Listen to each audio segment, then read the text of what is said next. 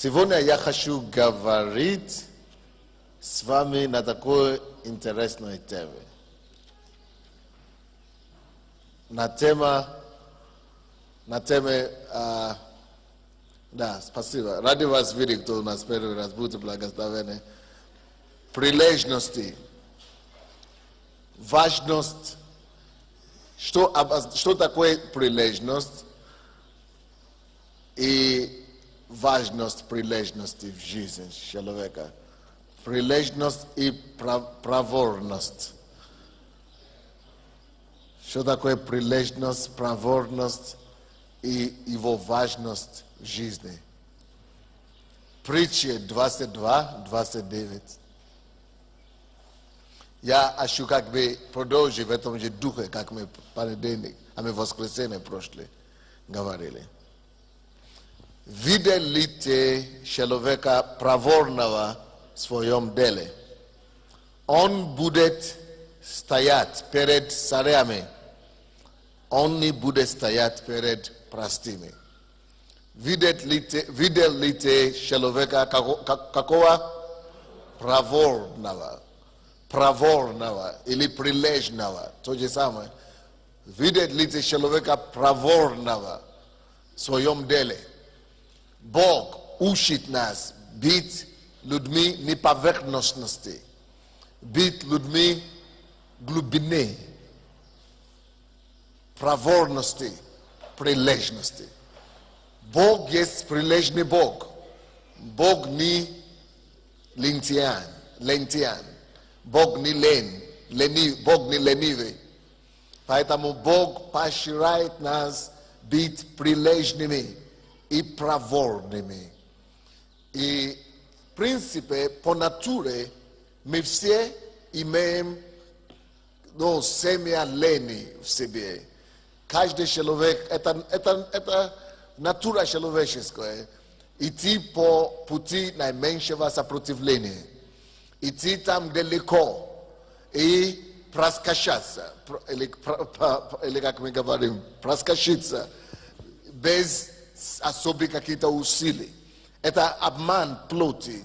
Если у вас есть плоть, то у вас это желание тоже есть. У всех есть плоть, и у всех есть это желание лени, чтобы меньше делать и больше получить. Чтобы не вникать в дело, чтобы не проникнуть до конца, не разобраться, не вложить силы, не затрачивать много энергии или силы, но получить большие результаты. То есть это ленность, которая присуща плоти каждого человека. Но когда мы читаем Библию, мы видим, что Бог учит совсем противоположное, чтобы мы, наоборот, были похожи на Него. А какой Он? Бог постоянно трудится. Иисус говорит о Боге, говорит: Отец мой до ныне делает, или трудится, или работает, и я тоже работаю. То есть, если мой Отец до сих пор трудится и работает, то и я тружусь. А если Он, не только Отец является Отцом Иисуса, если Бог является и нашим Отцом, если Он является Отцом нас, то мы с вами тоже должны быть похожи на Него, на своего Отца. Какой Он? Бог, Он трудолюбивый, Он тщательный, Он скрупулезный, Он Бог, который внимательный, и Бог, который трудится. Что такое прилежность, друзья мои, или проворность? Прилежность – это способность. Это не просто трудолюбие. То есть прилежность – это не просто умение трудиться или трудолюбие. Прилежность больше, чем труд или трудолюбие. Прилежность – оно шире понятие. Прилежность – это значит способность или умение постоянно быть проникательным в труд. То есть прилежность – это характеристика или характер или качество, которое позволяет человеку проникнуть в суть дела, shate na isledować его, bit ni uklonnym w dele trudolюбивый и который и одновременно умный в его деле, то есть мудрый. То есть это слово «прилежность», оно очень глубокое слово. Она в массе своем включает в себе проникновенность, тщательность, скрупулезность труда, в труде.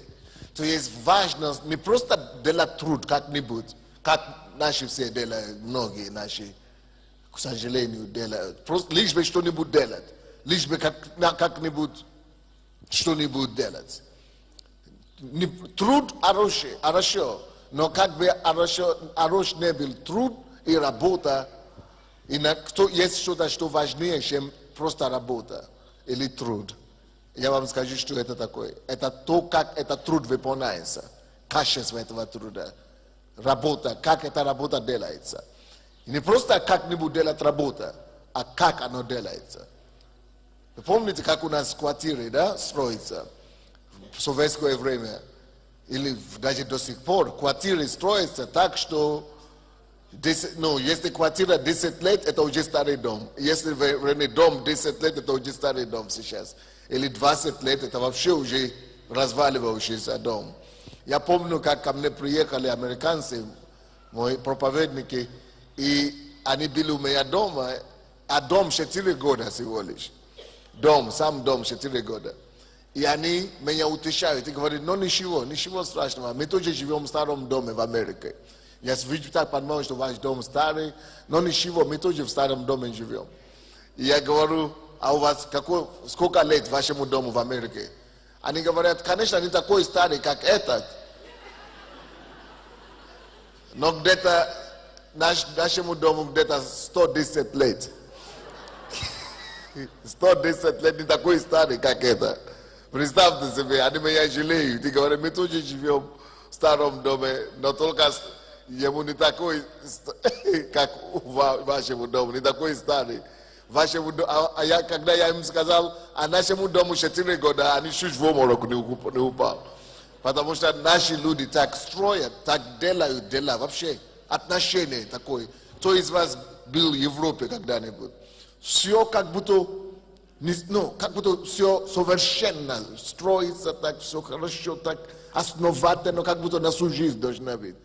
Но, хотя я с этим примером уже столкнулся, который я сейчас вам рассказал, что 110 лет лучше выглядит, чем наш. Но недавно я был в этом году, в прошлом году, был в одном городе в Америке, Филадельфии, где я увидел дом 34 года. Это армейские, казармы, и они говорят, мы хотим снести эту казарму, и потому что оно слишком старое. Я говорю, когда? И там написано, что это было открыто в 1934 году.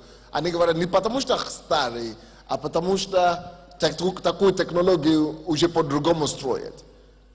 Что за технология была? Почему надо было его снести? Все было построено из кирпичей. Они говорят, так уже не строят. Это не кирпич, это тяжело, это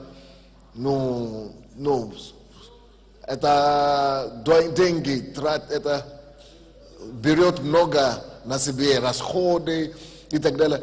Когда я посмотрел на то, что они хотели не снести, я чуть не умолял их перенести его в Украину сюда к нам, только нельзя. Потому что именно то, что мы называем с вами евроремонт, и новые стройки, новые украинцы только строят такие дома. Вот красные кирпичи такие. Такие самые, такие чистые красные кирпичи, такие. Это не только что у нас начали строиться такие уровни, такого качества. Только что мы начали строить, а там уже начали снести. Тут я действительно получил еще один шок. Я говорю, боже мой, мы только что начинаем делать то, от чего уже некоторые отказываются. Вообще, ну, нонсенс. Я говорю, наоборот, если кто построит себе такой дом в Киеве, это наоборот, новый украинец. Это наоборот, богатые, ну, какие, состоятельные, только тебя начинают строить такие дома с красными, такими мелкими, красными. И это самое. Я говорю, потому что отношения, мы хотим просто работать. Вы помните, при в Советском Союзе, на работу, все на работу. Вся страна, 300 миллионов на работу. Но что делает? Нечего показать. Или качества никакой, но лишь бы на работу.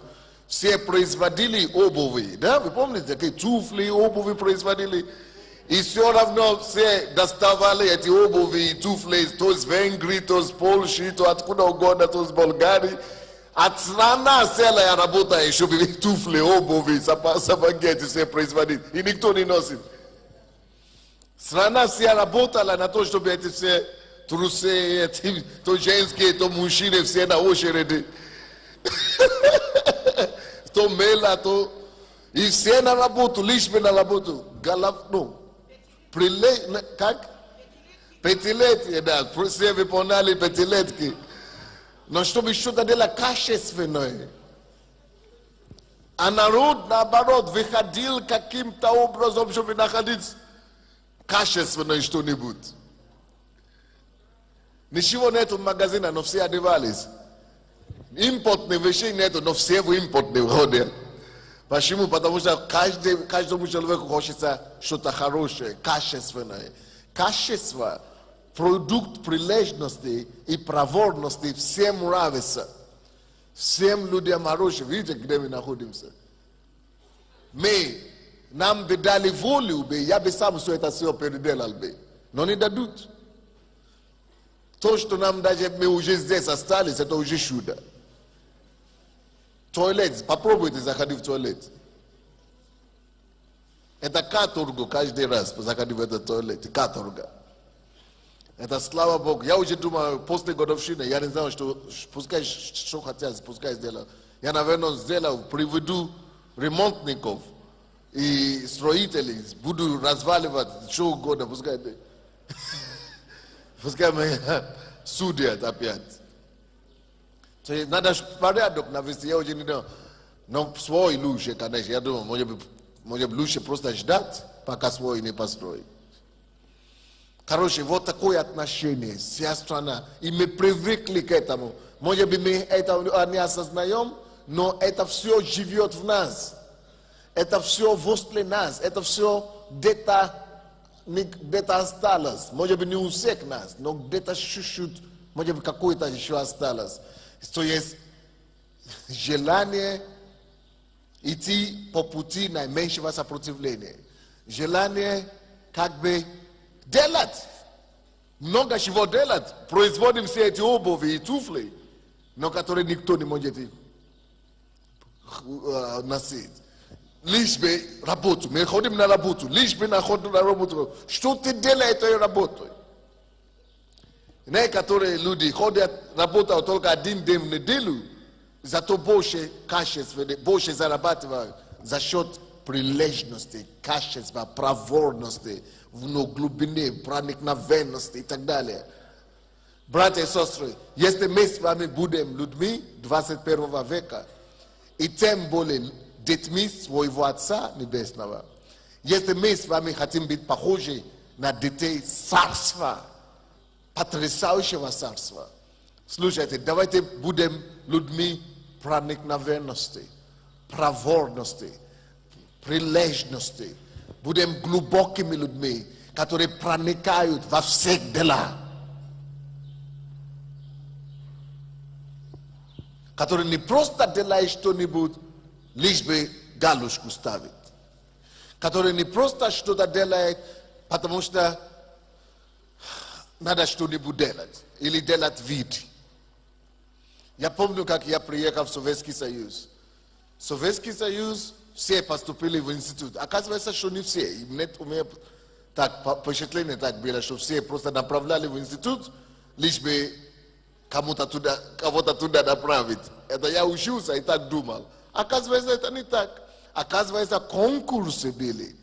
Потому что я учился на факультете журналистики. Оказывается, что на место 9 человек на одно место при Союзе. Но я же учился с этими 15 тысяч человек, у меня были в университете. Я же учился с этими студентами. У меня впечатление было такое, что их все просто направили там, чтобы кому-то занять место. Потому что я не понимал по-русски. Только 9 месяцев учил русскому языку, русский язык. И после 9 месяцев я поступил прямо без школы, прямо в университет, чтобы учиться наравне с этими русскими студентами. Почему я подумал, что это просто, без экзамена, их просто направляли туда, просто чтобы занять место? Потому что они так учились, лишь без стипендию получить. И они, то списывают, то шпаргалка, или как там называется, шпаргалка пишут, то тут женщины, девушки с этими платья, что носят, что-то тут носят, то иголки носят, то сюда, то сюда. Но мужчины, женщины, все шпаргалками пишут. То есть, я не понял. Я иностранец, без языка, без ничего, не вписываюсь, так? Учусь сам, без языка, как-нибудь объясняю, и все равно учусь на 5 без свергарки. Они с свергарками все равно 3 или 4, или как-нибудь. Переписывай, все равно не можете правильно переписывать. Это надо, я не знаю, поэтому я думал, что всем просто конвеем сюда направляли в этот институт, лишь бы проучили. Оказывается, конкурс были. Я говорю, боже мой, а как тогда те, которые не прошли конкурс? Если эти победили конкурс на 9 мест, как тогда те, которые вообще не... Потому что люди не Советский Союз. Я потом разговаривал с ними. Чего вы так учитесь? Они говорят, а кому надо? Все равно закончим университет, направят все равно куда-нибудь работать. Направление ждем, направление все равно дадут автоматом, неважно. Хорошо учишься, плохо учишься, все равно направят. А я говорю, хорошо направят. А когда ты придешь туда, инженер, физик и так далее, как тебя, ты же не сможешь ничего делать, тебе же выгонят. Кто выгонит? Куда выгонят? Надо прийти, кто-то там будет ведущий специалист, будет в каждом заводе или в каждом, это самое. И ведущий специалист, или старшие смены, они тебя покажут и все. Все равно надо все переучивать там. Вам знакомо, что я говорю, или не знакомо? Как так и было, да?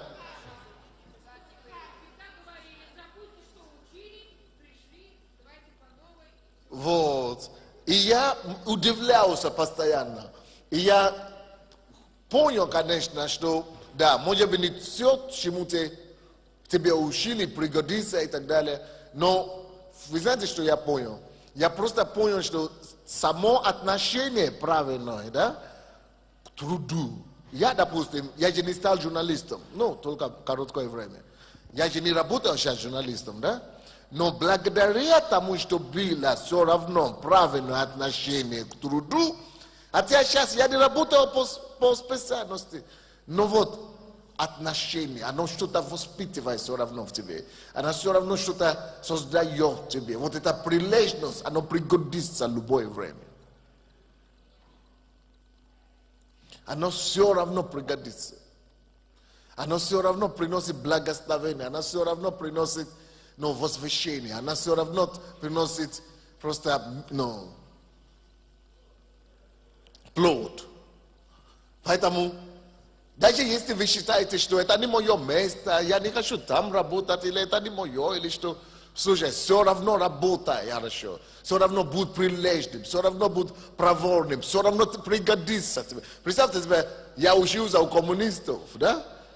Атеизм и так далее. Представляете, что мне учиться атеизму, материал, как там, ленинский, марксистский, Maskiński, Leniński, filozofię, to materializm, to wszystko. A ja naоборот сейчас проповедую, да? Проповедником стану. Но все равно, вот эта прилежность, она приучивается к тому, что когда ты уже начнешь заниматься своим делом, она всегда То есть быть проникновенным, оно очень важное дело. Быть детальным, быть тщательным, быть скрупулезным. Вы знаете, люди, которые достигают что-нибудь в жизни, они обязательно должны через это пройти. Может быть, допустим, я сейчас не занимаюсь мелкими делами, но я все вижу все равно. Чтобы стать кем-то в жизни, надо уметь вот так работать именно. Надо уметь вот так себя позиционировать. Надо уметь проникать в дело. А то вас будут разводить, кидать, вас будут обманывать, если вы не умеете анализировать документы, проникнуть в дело, изучать, но садиться по несколько часов, 8 часов сидишь и разбираешься в деле. И это в отношении всего. Вы знаете, когда я женился, моя жена однажды, после 2 или 3 лет совместной жизни, она мне сказала: слушай, ты такой серьезный к всему, ты такой серьезный в отношении к семье, что, слушай, успокойся, ты такое впечатление, что ты Богу, ты на работу пошел к Богу, что все должен делать правильно, чтобы угодить ее.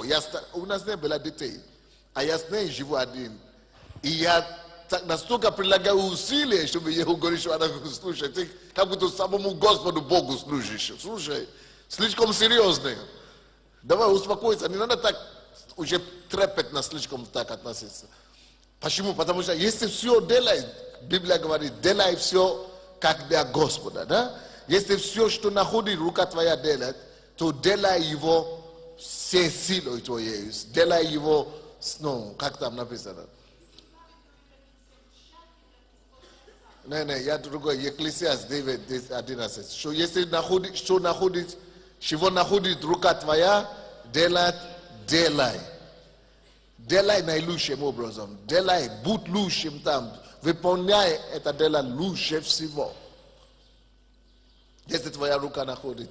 То есть это, братья и сестры, давайте воспитываем это в себе, просто как естественно. Пускай это будет как естественная наша природа уже. Пусть это станет наше неотъемлемое счастье нашего характера. Быть проникновенным, доводить дело до конца, выкапливать. Вы знаете, когда я прихожу в офис на прием, допустим, сижу с утра, пока я не закончу, допустим, с 11, и сижу там до 8 вечера, только в туалет захожу, и все. Стою в туалет и сижу. Если вы не умеете, если вы не выработаете это в себе, если вы привыкли к легкой такой жизни, легкой реакции, у вас будет ограниченный результат в жизни.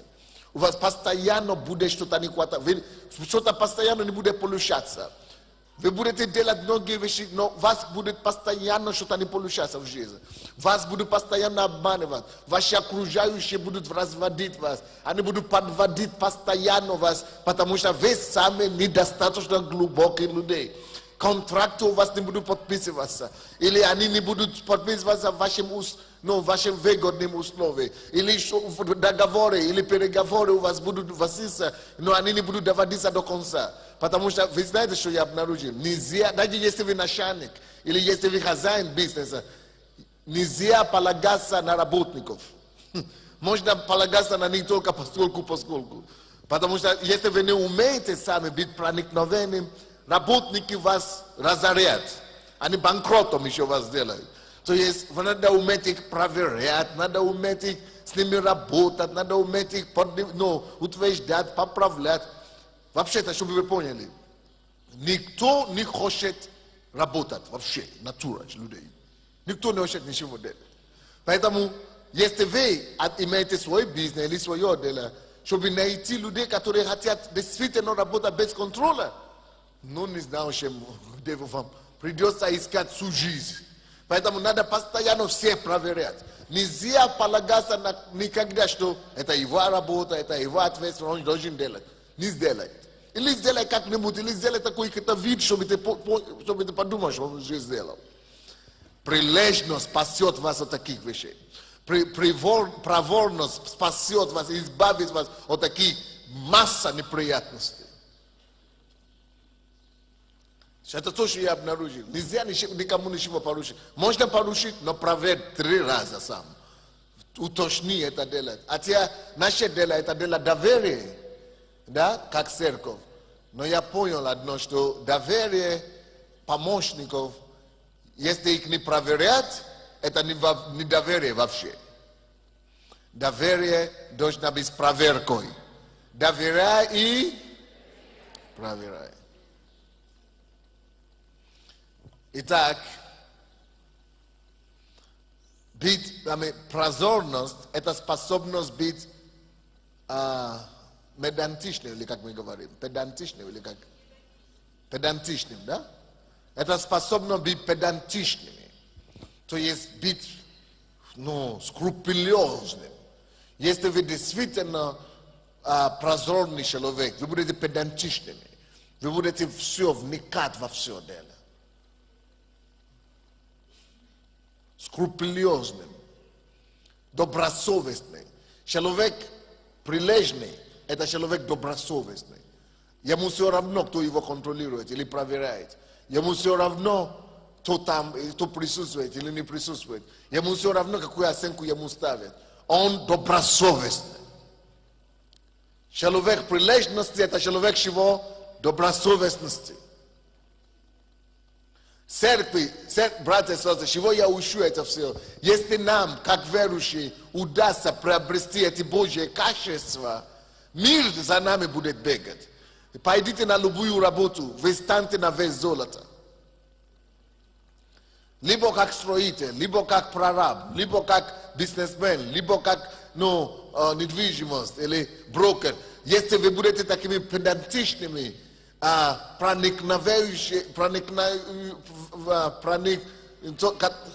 проникающие во все дела и которые скрупулезные подходят к делу своему, то вы будете во все золото. И такие люди не могут не состояться в жизни, не могут не быть успешными, потому что они видят то, что другие не видят.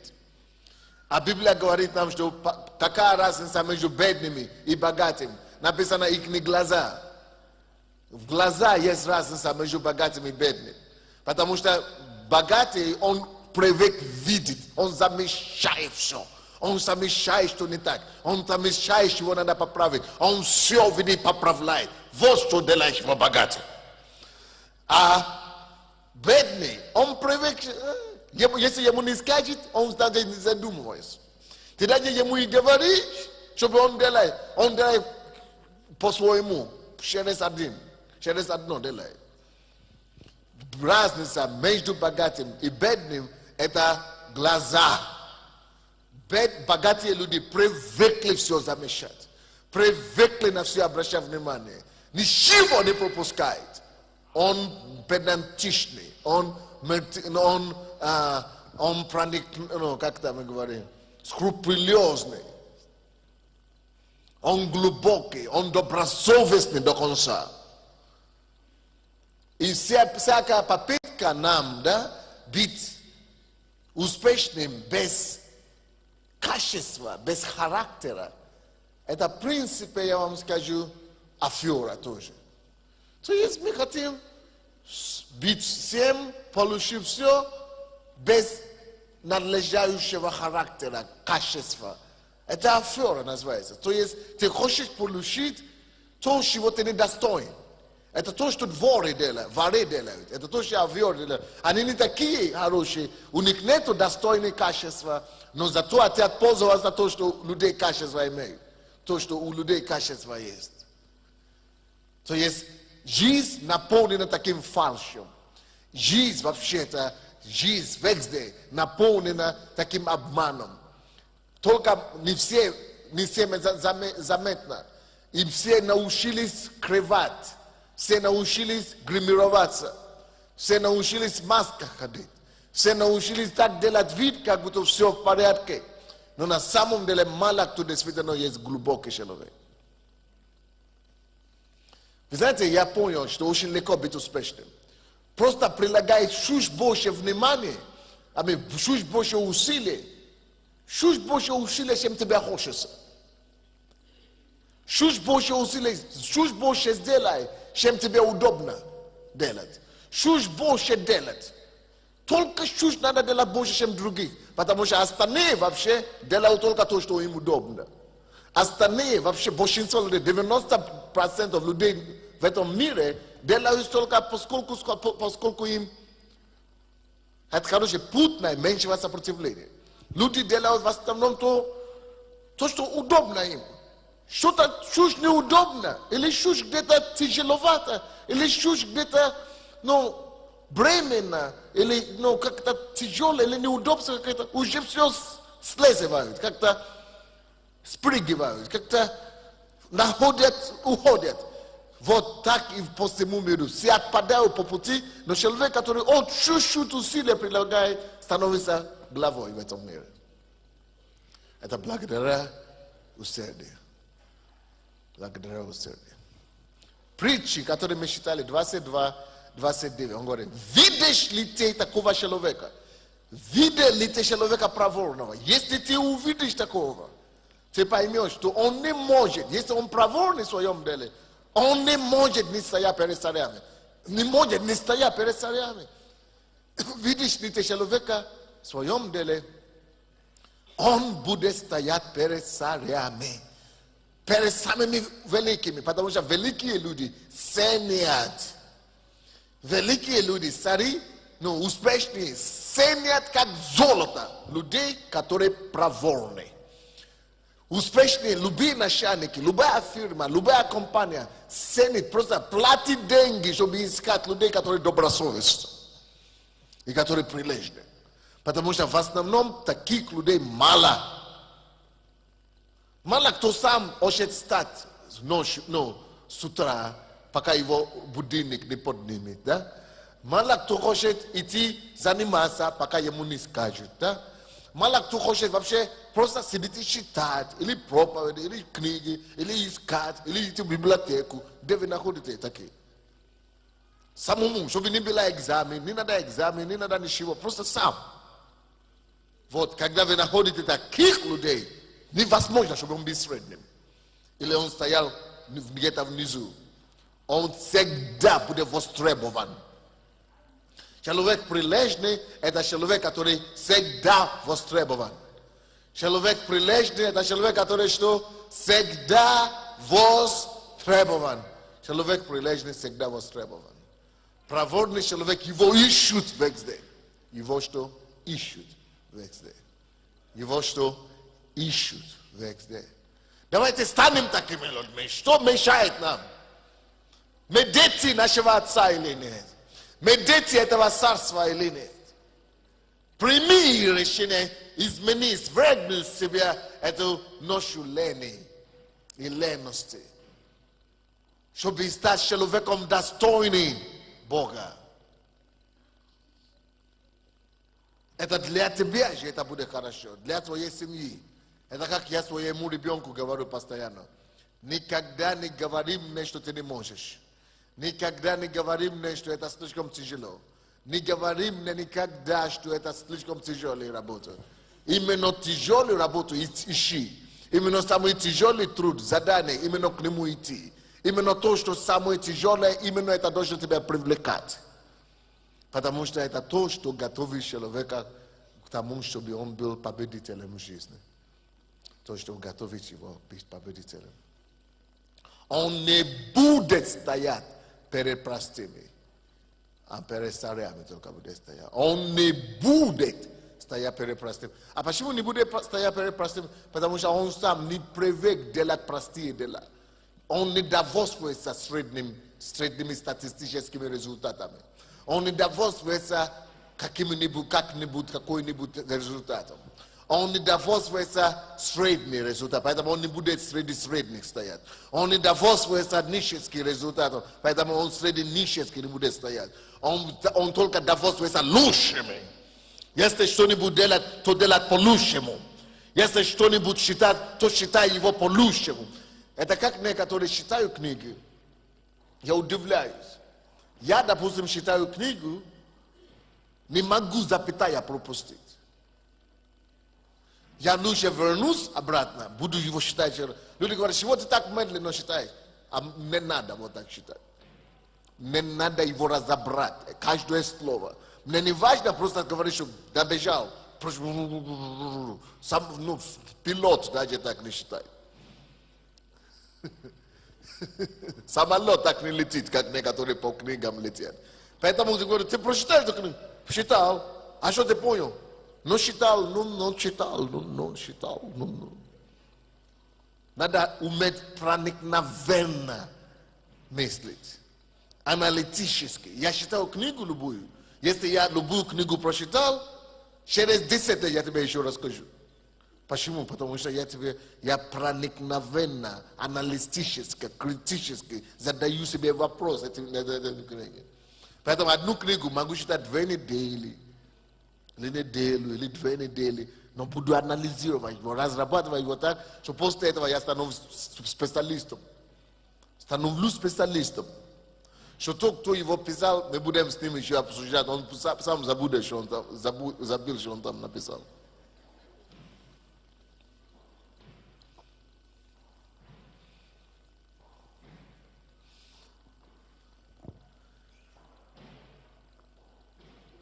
Итак,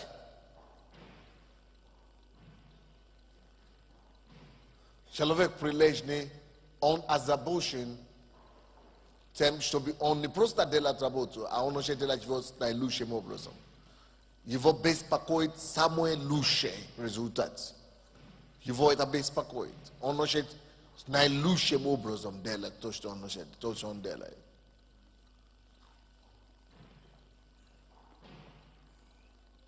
Вы примете такое решение для себя. Что не просто буду какой-то результат иметь. Буду иметь если что-нибудь буду делать, буду иметь самый лучший результат. И вы посмотрите, каким вы станете сразу. Это как Бог меня призвал стать пастором. Я сразу ему сказал, быть пастором. Я многие пасторы знаю по всему миру. Не знал лицо, но я слышал, что точно по миру миллионы пасторей. И я Богу сразу сказал, если мне быть пастором, то только быть, чтобы я был один из самых лучших в мире, сразу. Я должен стать, потому что я сделал все то, что надо. Со своей стороны буду все сделать. Но то, что я должен стать один из лучших, просто давай договоримся с тобой. А то я вообще не начну, туда не пойду. Потому что я в миру буду что-нибудь делать, все равно стану лучшим. А я же не всегда был таким. В школе учился, у меня такая голова, муму полностью. Потому что у меня был неправильный подход, понимание. Я думал, что некоторые люди рождаются умными, а я среди них не попал. Кому-то дал Бог голову, а мне не повезло. Поэтому я говорю, что вот есть отличники, рождаются, а есть такие, как я. Поэтому я никогда тетрадку не открывал, чтобы считать. Домашнее задание никогда не смотрел. Ничего никогда не делал. И еле-еле, как мы передвигались с класса в класс, только одному Богу известно. Но почему все это изменилось? Я покаялся, друзья. И когда я покаялся, я же не ходил в церковь. Я только полгода был верующим в Африке, прежде чем сюда приехал. Моя сестра однажды мне сказала такое слово, что есть такое местописание, как Второй закон. Я повторяю, я рано об этом повторяю. Наверное, вам уже надо ела с этого местописания. Потому что она стала толчком моей жизни. Второй закон 28:13. Что я сделал вашим главою, а не хвостом. Первым, а не последним. Я говорю, не может быть. Она говорит, Я говорю, кого зела? Это же не я не отличник. Она говорит, вот написано верующий. Кто будет исполнять его слово? Я говорю, серьезно? И все могут быть первым. Я говорю, нет, это нереально. Я говорю, если ты верующий, ты будешь исполнять его слово. Я говорю, не может быть. Бог сказал. Кому? Всякий. Он говорит, всякий, это не мужчина, это не женщина, это не мальчик, это не... Всякий, значит всякий. Всякий верующий, значит всякий, и тебя тоже. Серьезно? Серьезно. Я говорю, я могу быть первым? Могу быть. Могу быть первым, главой?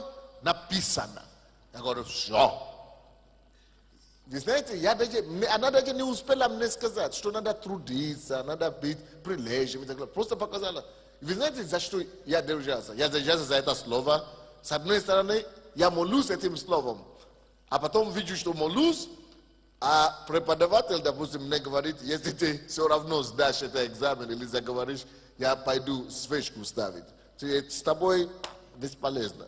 А я молюсь. А преподаватель говорит, с тобой бесполезно. А я помню, что я это верующий. Тогда я говорю, Господи, хотя бы, чтобы Бога не позорить, надо что-то делать с этим делом. И Бог говорит, что я буду первым, с одной стороны. Молюсь, не получается. Значит, надо к этому еще что-то добавить. Чтобы Бога не позорить, я говорю, все, даю тебе слово. Сажусь в библиотеке. Короче, я тебя посадил в библиотеке таким образом. 6 часов каждый день в университете. 6 лет. 6 часов, 3 часов дня до 9 часов вечера. Я говорю, я все буду выходить наизусть выучивать. А потом буду ходить на занятия и все выгружать там. Только чтобы что-то сдвинулось с места. Если Бог говорит, что я буду первым, а я не оказался первым, значит, я Бога позорю. Чтобы Бога не позорить, надо заниматься. Поэтому я начал заниматься. Я не ждал, чтобы Бог сам сделал. Я молюсь, Он не делает. Значит, чтобы это слово стало истиной в моей жизни, я должен что-нибудь сделать, чтобы это стало правдой в отношении меня. Он же сказал, значит, он не врет. Значит, это сбивается в жизни кого-то. Чего в моей жизни не сбивается? Значит, я не прилагал свои усилия достаточно. Значит, я со своей стороны еще что-то не доделал. Значит, я не приложил к этому усилию. Или я не поверил, а я-то знал, что я поверил в это. И я говорю, чтобы Бога не позорить, и чтобы это слово, чтобы Бога не сделал обманщиком, что Он сказал так, оно должно быть. Поэтому я буду сидеть и учиться, пока это не произойдет. И что вы думаете, это дало мне самое главное откровение в моей жизни. Что все Божьи обетования, оно сбивается только через труд. Прилежный труд. И оказывается, эти гении не рождаются. Гении становятся через труд. Ага, я понял самое главное. И с тех пор я еще не стал первым, последним. Начинаю моложе всех, начинаю позже всех и догоняю, перегоняю всех. Везде. До сих пор.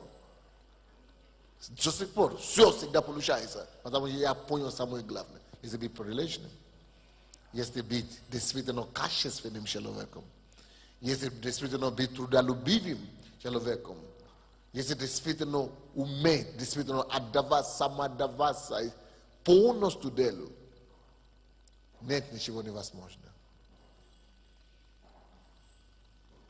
Hello, мои товарищи, мои братья и сестры, мои дорогие, как самочувствие? Неужели? Конечно, тяжело дисциплинировать себя, но хотя бы в чем-то надо это делать. В чем-то надо быть главой, даже если не всем, во всем. В чем-то надо быть главой, в чем-то надо быть первым, в чем-то надо оправдать Божье Слово в своей жизни. В чем-то надо быть и первым, а не последним. Хоть в чем-то, ну, дорогой. Хоть в чем-то. Я разговаривал недавно с Татьяной Галушкой. Она меня не перестает удивлять. Но человек, который школу не закончил. Человек, который колола 6 лет. Проституткой несколько лет. Она такие чудеса вытворяет, но просто я смиряюсь просто. На дня я с ней разговаривал, она не только инвестирует деньги, она же служит здесь целыми днями сидит, в социальной службе. Теперь она мне сказала, создала агентство недвижимость. И представьте себе, за месяц у нее 90 человек брокеров работают уже. 90 человек брокеров. Я говорю, ну будь мой, ну ты даешь. Хватка у тебя прямо как у пастора Сандея.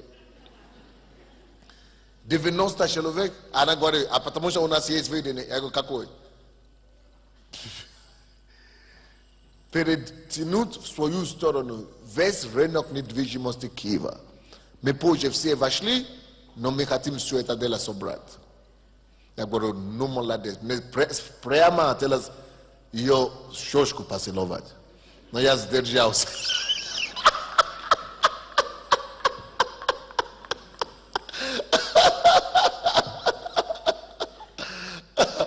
Молодец просто такая девушка. И она говорит, за месяц и 10 менеджеров. И миллионные бизнесы уже предлагают им сделки. Я говорю, ну такой проститутку, пускай вся церковь будет проститутками в этом случае. Только такие и надо.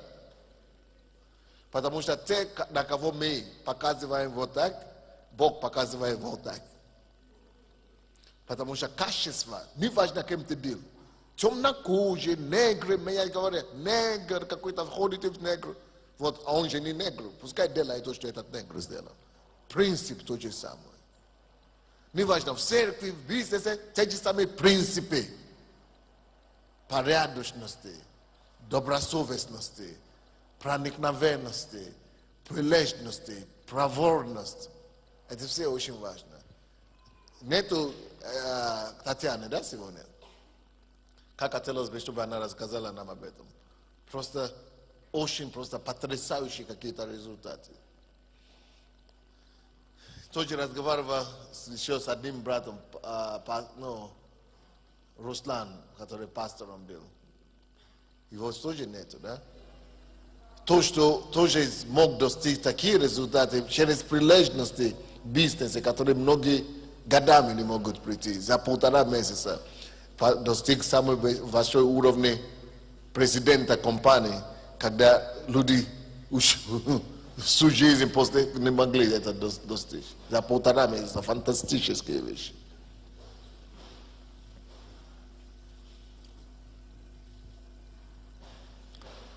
Друзья, если мы сможем проявлять прилежности, мы можем быть первыми везде, к чему я веду. Везде. Посмотрите на эту галушку, допустим. Я однажды не слышал, как я говорю своим пасторам и всем, пишите свои книги. Как пошла, что эта книга у нее будет бестселлером, чем чья-нибудь автора. Ну как пошла и сделала, и все. Никто ее не знал, она сидела здесь 3 года. Тут стала звездой на всю страну. Сказал, надо миллионерами стать. Слушайте, она из первых, кто поступила в клуб миллионеров. Откуда, как? Ты же не работаешь. Вы же сказали, значит, вы пошла двигаться. Говорит, надо социальные службы, движение начинать какой-то общественной организации. Пошла по школам, то у нее результаты, которые не у одного человека нет. По 13 тысяч студентам проповедовала каждую неделю. Но это непостижимо. И при этом сейчас начинает такой бизнес. Просто фантастика.